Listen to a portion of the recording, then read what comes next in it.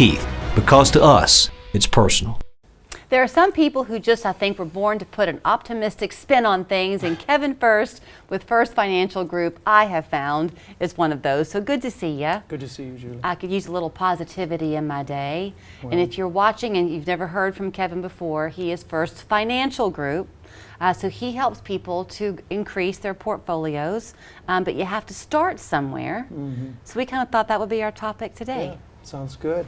I was driving in this morning, was listening to WGOW. Of course. My dear friend Jed and JR were talking about rental prices in town, and are they high or low compared to the national average. I didn't catch the beginning of the conversation, but I heard some numbers. Things like they looked up a apartment in Hickson, like it was 2-bedroom, 1 bath or something, just shy of $2,000 a month.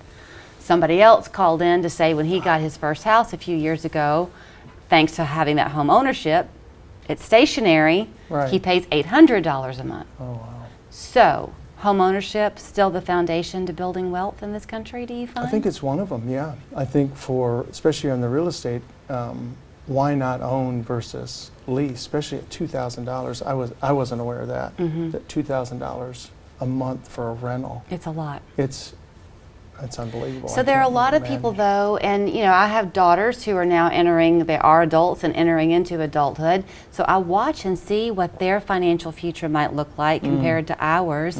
You said though, it's not as hard as people think it is to get to that goal of having a nice sized portfolio. Yeah, and I think you start with, these days, I think you have to think $1 million. How do I get to $1 million?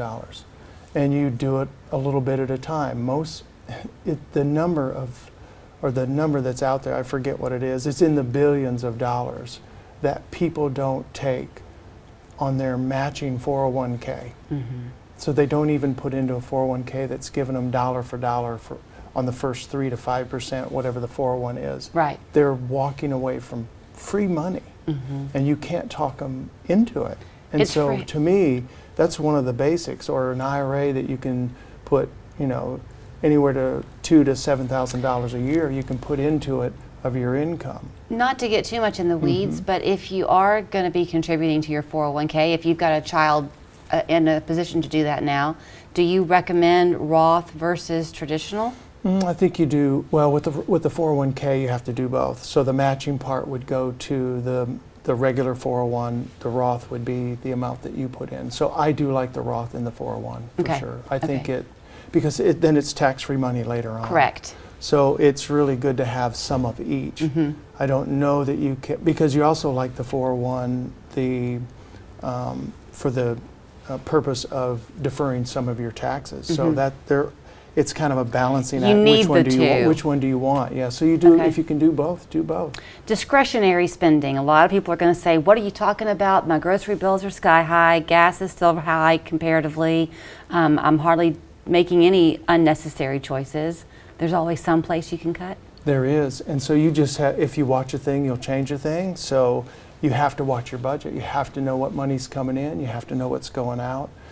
And there's a lot of things you don't need that you can, even myself, there's things sometimes I just am not going to spend the money and I'll do something else just because of the price of it or whatever. I like to compartmentalize. I like a goal, like an attainable short-term goal. So if you are, let's say you hit the local coffee shop every day and you think I'm going to take that $5 or $7 and put it towards something. Yep, exactly. Do you like the idea of taking that cash money and really and truly accumulating it and then using it to purchase a CD or purchasing something? Yeah. Or as a opposed to house blending it in? Or whatever it is. You have to start somewhere. So you start, what is that discretionary income? How much do you have? How much can you put back? And just start to build a lifetime of saving. The main thing is, and I think we've talked about it before, you have to consider the time factor. That's what people forget. One, they think, well, I'll do it later when I have money. When the real truth is, we all have some money that we can put back. And I'm not going to say $1 a day, but $1 a day is $365. All of a sudden it adds up. And then $2 a day and $4 and $5. Some of our wealthiest people that I deal with didn't have a lot of money, but they just learned how to save really Right. well. That's its own skill, learning how to save. It is. When you talk about the $1 million portfolio, I've got about a minute left. Does that include the value of your home? It doesn't have to. I think you can save $1 million. You just have to do it on purpose. And the other thing I tell people too is look for opportunities. And I don't think the market is everybody's answer to everything. I don't think anything is. I don't think real estate is the answer to everything. I think you have to look at both of them. Save some money, have some in your checking savings, save some money, put it for long term, and then look for opportunities in the real estate market. There's all kinds of things that are out there to make money. You just have to have, we get beat down so much on the news and all the negativity. I think you have to look for positive things that come your way.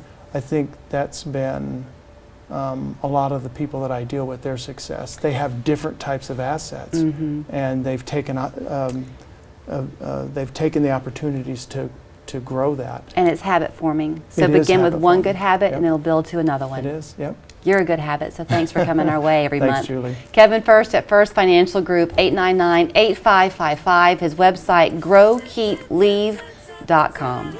Thank you. Thanks. Local 3 is looking for a cutting-edge commercial producer who excels at writing, planning, shooting, and editing commercials. If you're passionate about helping Local 3 clients succeed, send your resume and work to Callie Starnes at cstarnes@local3news.com. Chattanooga's best-kept furniture secret is out of the bag. Everyday Living in Moore and Ringgold is the place to go for that stylish farmhouse chic look that's so popular today. Bedroom suites, living and dining rooms, and stylish decor pieces and lighting, all sold for less than the big box stores. We even carry mattress box spring sets and adjustable beds from BedTech. Discover perfect furniture and home decor that fits your style at the best prices. Everyday Living in Moore, 3969 Cloud Springs Road in Marketplace Plaza, just west of Costco. Follow us on Facebook at Everyday Living in Moore. Experience life-changing ketamine infusion and TMS therapy at Scenic City Neurotherapy.